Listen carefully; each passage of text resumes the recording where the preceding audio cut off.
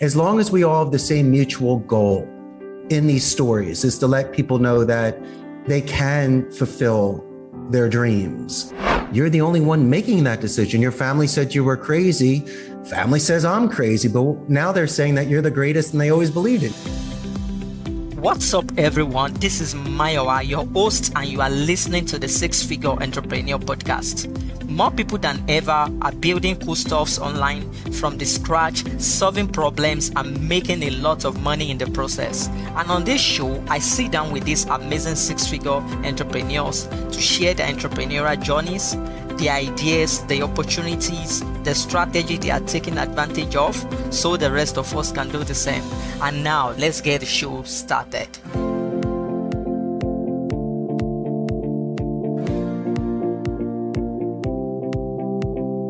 Hi everyone, my name is Mayowa and I'm the host of the Six Figure Entrepreneur Podcast. I'm also the founder of the Book Court, a publishing agency that helps busy entrepreneurs to write and publish a book that help them become an instant authority in their niche and field, build more credibility, amplify their reach, and also get more clients for their book. If you have a book idea as a coach, consultant, and thought leader in your space, head straight to thebookcot.com. That is THEBOOKCOT.com to book a call.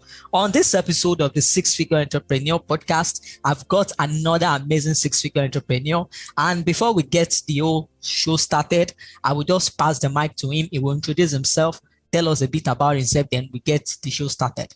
Excellent. Mayowa, thank you so much for having me as a guest today. My name is Richard Blank. I'm the CEO of Costa Rica's call center, smack dab here, right here in Central America. And once again, I cannot wait to share ideas with you and your amazing six-figure entrepreneur audience. Yeah, thank you so much. We are super excited to have you as a guest on the Six Figure Entrepreneur Podcast. So to just get the show rolling, can you just start with how you got into this entrepreneurial stuff? Like, what's the story like and what got you started as an entrepreneur? Well, I started my first business in my mid-30s, but I learned the business when I was 27 years old and had a 1 in a million opportunity to move to Costa Rica and to work at my friend's call center. And so when I was there over the course of 4 years, I got to see what the business was like from the inside and out and learn ways in which to enhance the experience. And so once I understood the industry, had some capital and was ready to go, I threw my hat in the ring and started my company. And here we are 14 years later with 150 full-time agents. I own a building that can house 300. And it was really more of a slow and steady experience, but very consistent. Mayowa. Yeah, thanks so much. That is very, very brief. So right now, like, I know you didn't start your entrepreneurial journey with your present business. So how did you get started with your present business and how did the idea came to you? And just walk us through how you got started with your present business. Well, that's an excellent question. I was pretty much prepared for this by studying a second language in college. I'm originally from Northeast Philadelphia, and when I graduated back in 1991, Abington High School, I decided to be a Spanish communication major. So it was really just to make myself marketable, Mayowa, and to be able to, at least if I had the opportunity to move abroad, to be able to once again integrate a little bit easier. But so when I had this opportunity, once again, I was bilingual in Spanish. I was capable of communicating in sales and promotions. And so working at a call center, I really saw the art of speech. I realized that there are very large margins with it. And if I could hire certain specialists in the human resources, accounting, law, and my IT department, I would be able to scale and I would be able to grow a company because I can't wear all hats for all positions. I'm a specialist in sales, training, motivation, marketing, but I did need to bring in individuals that would be able to sustain a business over a long term. And so fortunately, I found the right people and I've had people with me over a decade and they've grown with me. And my main goal, Mayowa, is just to find ways to delegate and to promote people with a company. That's how you're able to grow and sustain a long-term company. That's awesome. Like you seeing a plug, like a space in the market and you filling it in and providing that service for people. That's very awesome. So right now, how has been the journey for you? Like this whole entrepreneurial thing, how has it been for you? What lessons have you learned along the line? And just share with us what you have learned in all your years of being an entrepreneur. Well, that's a wonderful question. First is I was very true to myself. I got a return on investment on my education because a lot of people study something and don't use it. So I am using my communication Spanish. And secondly, being a guest in this country, it was a wonderful experiment. I got a chance to see different cultures, traditions, and the fact that I was embraced here and I was able to feel comfortable enough to start feeding families and to try to grow a business. That was a nice spiritual thing as well.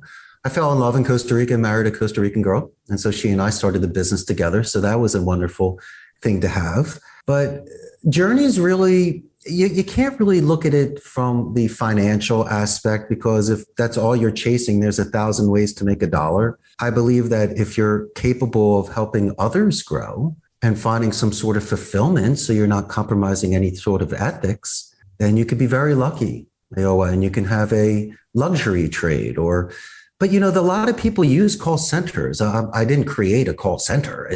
I've created an environment because you and I see the movies, and a lot of people might think that telemarketing is a transitional job or they don't want to do it.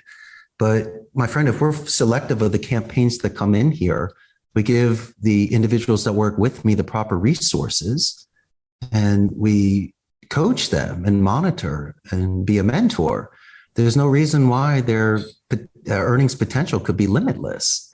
So as long as people still need to speak with someone and not just send an email or work through chat, I believe that my industry not only will be there long term, but if somebody really invests in active listening and engagement and customer experience, there's a very good chance your company is going to grow through referrals and upsells and client retention. So this stuff is very important. It's just not a one and a done sort of phone call. We're really looking for long-term relationships with our clients. Okay, that's a very, very, very cool story you've got over there. So present day 2022, what is the structure of your business and revenue-wise, where are you this particular year?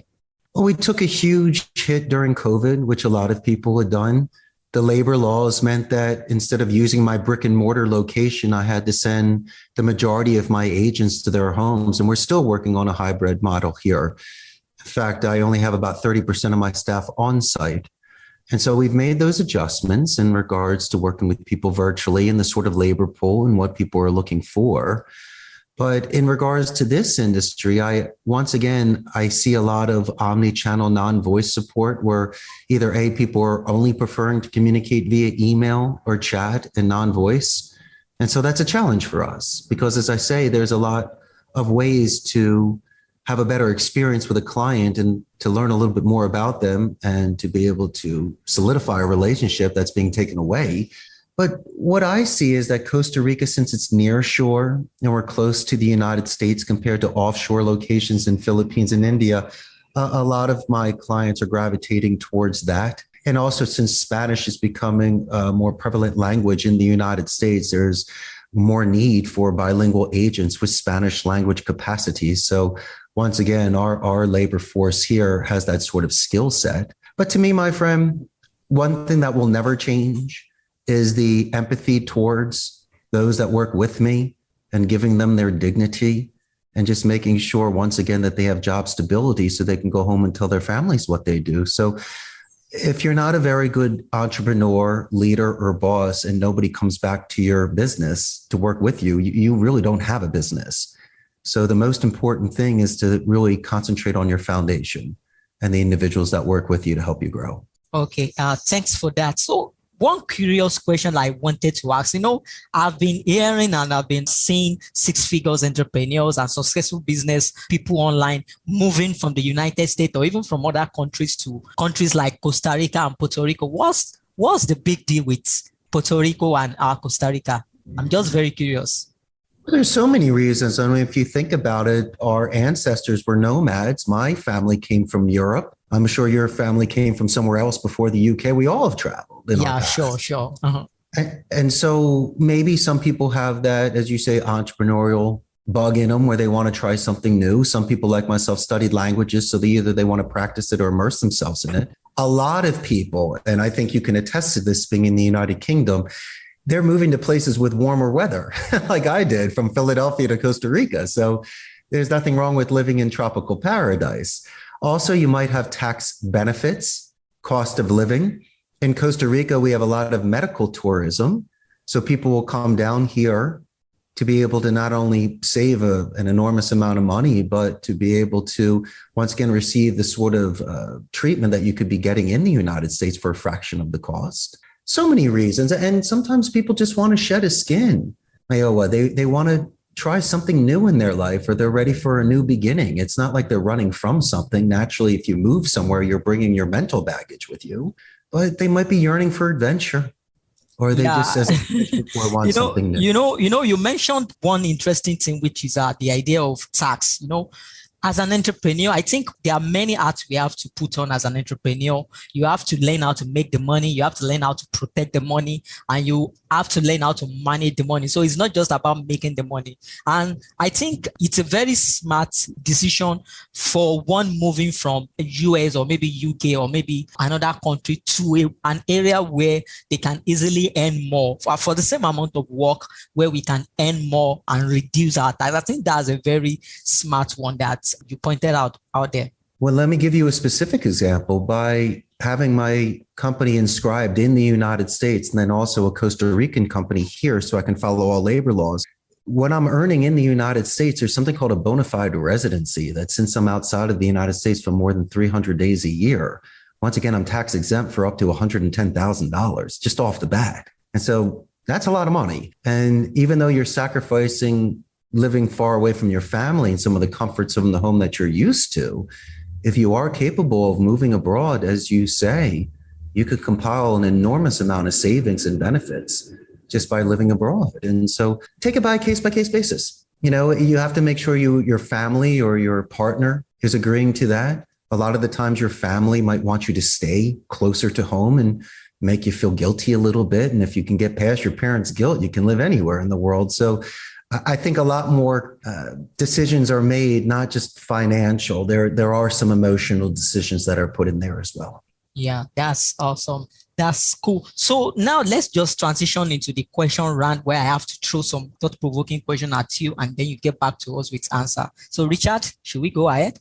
Absolutely. I'm ready to go. All right. So can you just tell us one book that you have read that changed your life that you'd like to recommend to our listeners? I most certainly do. When I was spending my junior year abroad in Spain, I was there for 2 semesters, and I spent the Christmas break traveling Europe on a Eurail. And a very good friend of mine in Sevilla handed me a book, and it was called Anthony Adverse. It was written in 1933 by Harvey Allen. It's 1,234 pages.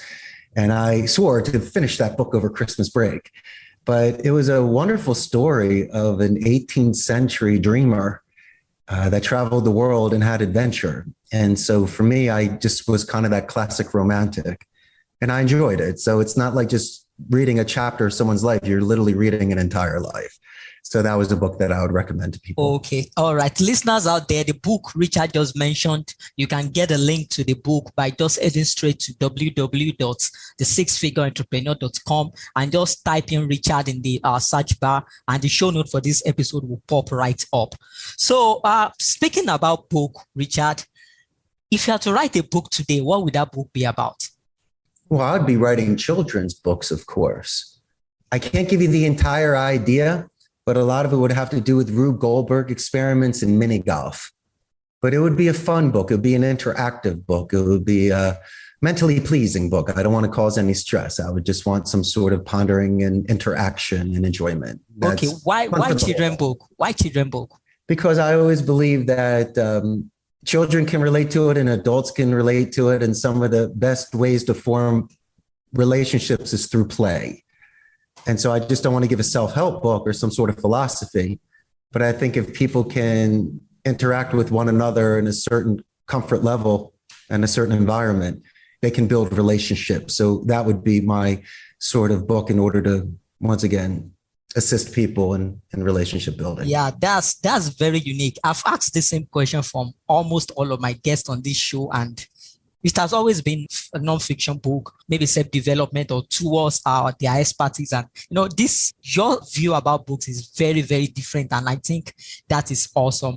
So like those children books, what exactly has been stopping you, or what has stopped you from writing those books? Well, it's really just about putting pen to paper, but I have all the ideas in my mind. And of course, as I mentioned before, everyone loves mini golf. And if you've ever studied Rube Goldberg experiments, they're fantastic. It's really about not the one time it works, but the 99 times it doesn't, like what scientists do. There's so many failures compared to the success.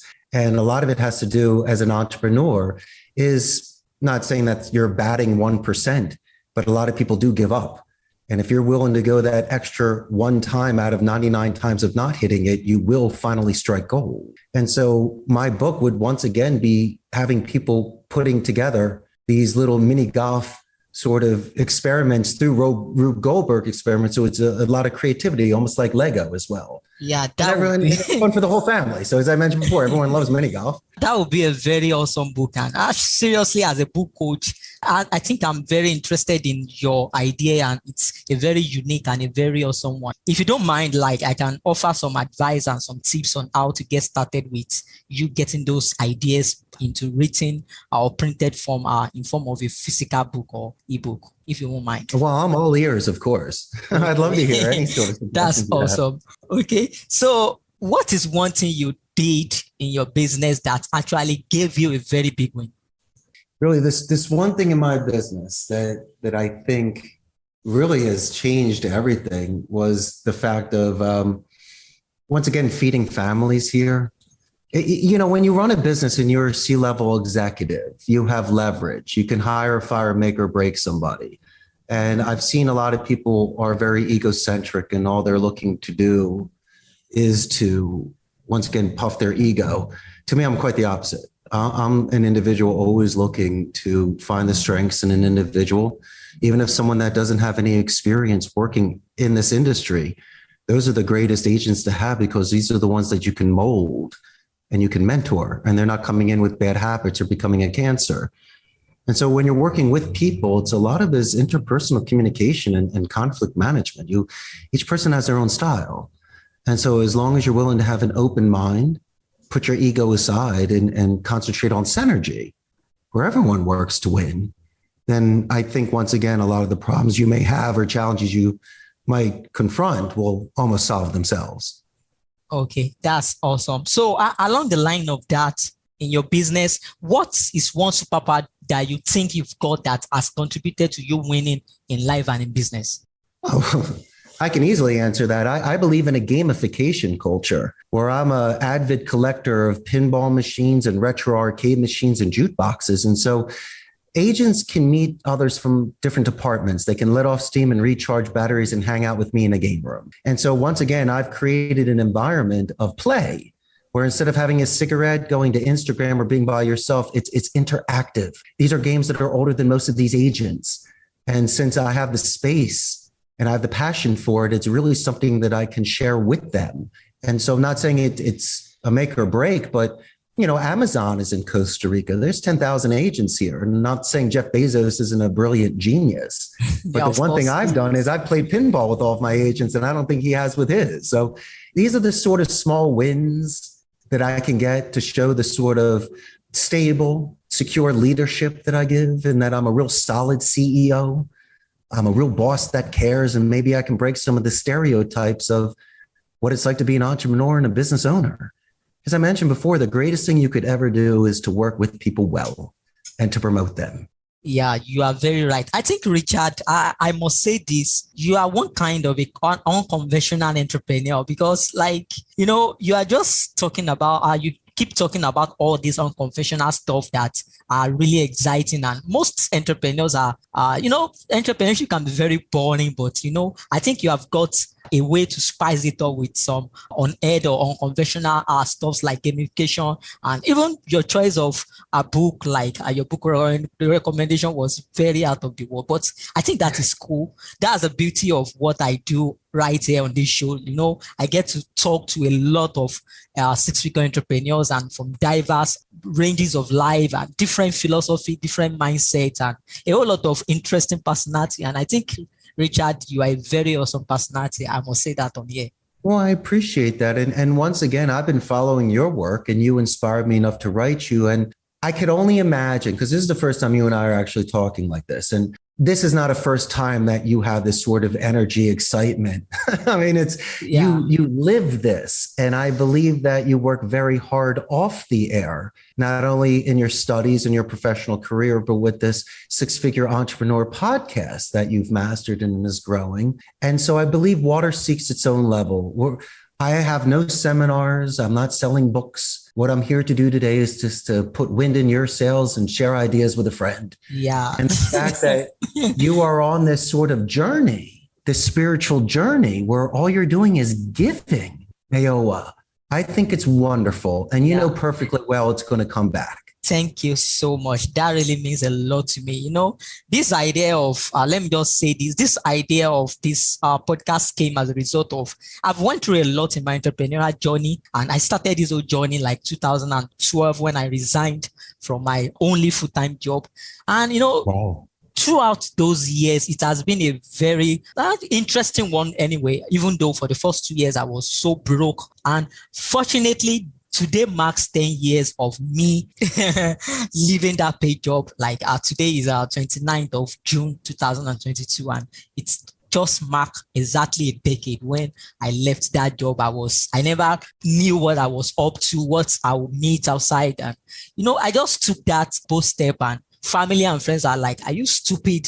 And then I don't even know what I was doing. I just knew that I can work something now, even though it took me 2 years to even get something working. But, you know, I've encountered a lot of hiccups, a lot of wins, a lot of failures, a lot of mistakes. I've lost money. I have made a lot of money. And, you know, I believe that as an entrepreneur, just like you are sharing your story, we have a lot of story, and just our story we don't know what impact it can have on people who might be thinking of quitting or giving up. Because I was at that point in my life, in my entrepreneurial journey, like towards the 2nd year mark, when I almost gave up, if not for my my girlfriend of then, who actually inspired me to keep going, you know.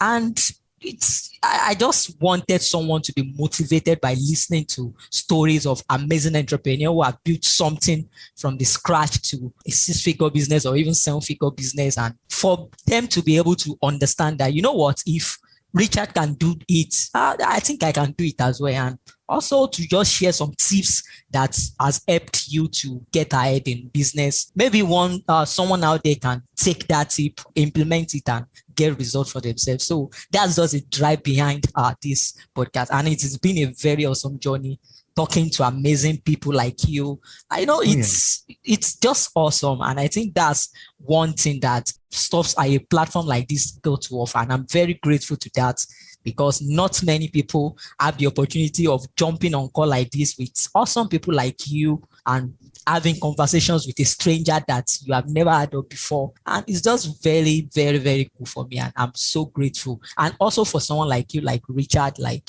for coming here to share your story. It's very, very dear to me, and I really will not take it for granted. Well, of course. And I appreciate you sharing that story. And in fact, that date is so specific, you'll remember it for the rest of your life. You and I had to go on many forced marches. We make it look easy.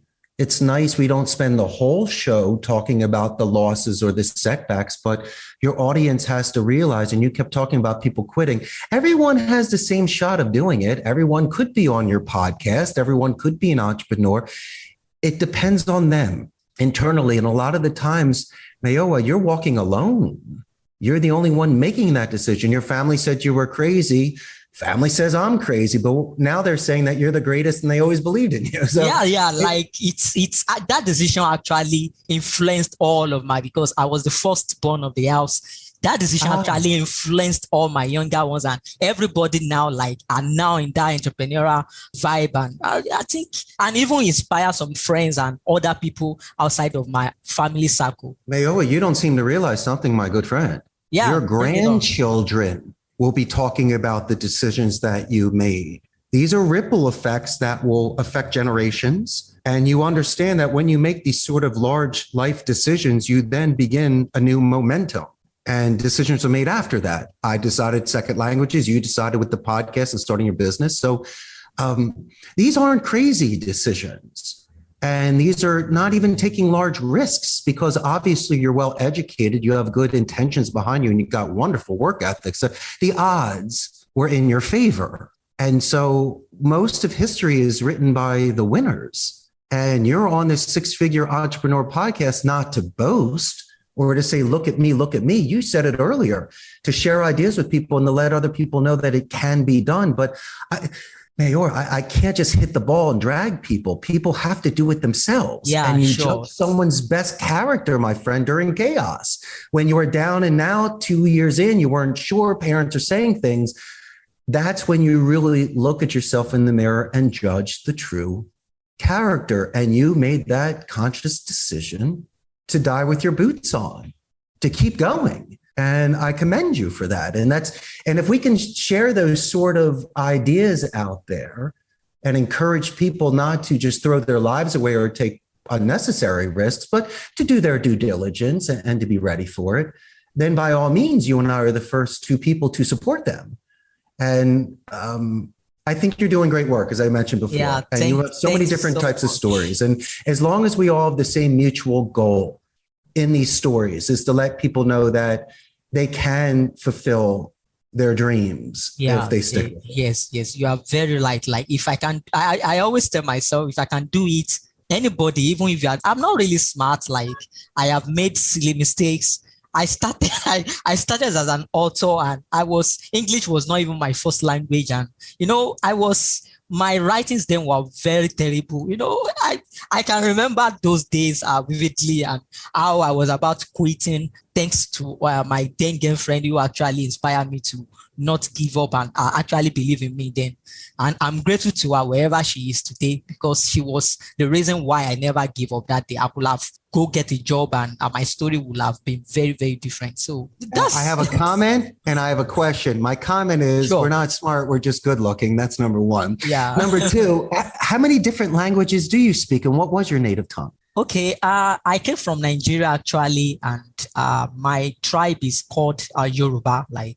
We have like 250 tribes in Nigeria. Nigeria is a diverse country, and we have a lot of ethnic divide. And so I speak two languages, English language and my native language, which is Yoruba. And I think I speak a little bit of Hindi. I'm a fan of Bollywood, and I can speak a little bit of French, not really on a very high scale, but I can comprehend and put together some few sentences. How wonderful. And I'm sure that when you try, people like to make suggestions and they encourage you, like they did with me with my Spanish and with your English. Everyone's always there to assist you along the way in your language studies. Yeah, but just like you said, we just have to keep going. We just have to keep doing what we are doing, keep learning, because entrepreneurship and life in general is an ever-ending journey. We have to keep learning. I'm always a student, and I have learned a lot from your story. I've learned a lot from all of my guests, and they have learned some things as well from me, I believe. And that's the beauty of being an entrepreneur. Now, you have a really cool accent, and I always believe that when someone has an accent, it bears the mark of higher education. Obviously, you've shown structure and discipline and high cognitive skills, but no, you do have a really cool accent. I dig it. Yeah, thanks so much. And when this is actually my third podcast, but those two early ones are not really, I never really understand what I was doing then. My accent was one of the factors that was stopping me from there. This is actually not a normal American or English accent. I was like, how people take it, but, over the years, I've worked with a lot of awesome Americans, Canadians, and even English people. So it has really helped me to really go to get confidence in myself that, I've got my accent, I'm fine. That is who I am. And today I'm owning it, and this is just me, and I love it. I couldn't ask for someone else other than this guy called Mayowa. And I have something to share as well. Since I've seen my agents speaking in English on the phone, since it's their second language, they listen more intently. It's a lot more concentrated focus. Now, since you, once again, have a unique accent for me, and you speak English beautifully, but it is a unique accent, it is having me focus a little bit more on the dialect there and the pronunciation, which is just fine. So once again, it's less distraction and it's more focused concentration on your speech. So, my friend, as long as your topics of our interest, you're really going to capture people's attention. As I mentioned before, it's only going to be an emphasis on your delivery and your points. So, as I say, it works to your advantage. Mayowa. Yeah, thanks so much, Richard. I wish I could continue on and on like this, but unfortunately, we have to go. And before we say goodbye on this show, Richard, can you just tell us where we can connect with you, where we can access all the good stuff that you have been creating all this while? Thank you. First is I think you should buy a plane ticket and come visit me in Costa Rica. You'll love it. Yeah, I won't mind. You can always give me a call, 888-271-6750. Shoot me an email, CEO Costa Rica's callcenter.com. And we have a Facebook fan page, Mayowa, where I'm going to put this interview there. And there's about 98,000 local Costa Rican ticos. So you're going to have a lot of new fans. And anybody in the UK and around the world on the Six Figure Entrepreneur podcast, you can really get a pulse on the business process outsourcing industry in Costa Rica. Once again, we are the only democratic society in Central America, no standing army, 95% literacy rate. And we have such beautiful ecotourism. Anytime you come visit here, I got 1,000 suggestions for you. Yeah, thank you so much, Richard. I think you have sold Costa Rica to me, myself, and even to our listeners. And maybe one day I might actually check on you, and I'm looking forward to that. So thank you so much, Richard, for joining me on this show. It's a very awesome time. I've had a very friendly conversation with you, and it seems like we have known each other for a lot of time. And that is one beauty of what I do on this podcast. So thank you so much, Richard, for keeping the entrepreneurial fire burning, for being who you are, for being the awesome you. I believe that you're a very good CEO, you're a very good leader from what I have seen so far. And for jumping on this call with me, I really appreciate it, and it really means something to me.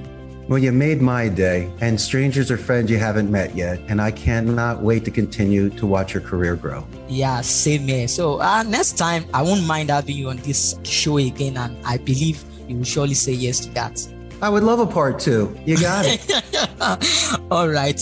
We can work towards that. So until next time, where I come back to you with another guest on this Six Figure Entrepreneur podcast, I'm saying goodbye and I'm signing out. Thanks for listening to this episode of the Six Figure Entrepreneur Podcast. For more episodes and the show notes for this episode, visit www.thesixfigureentrepreneur.com. And I would love for you to leave a review on iTunes if this episode has been of value to you. See you next time on another episode of the Six Figure Entrepreneur Podcast. And until then, keep building and keep the entrepreneurial fire burning.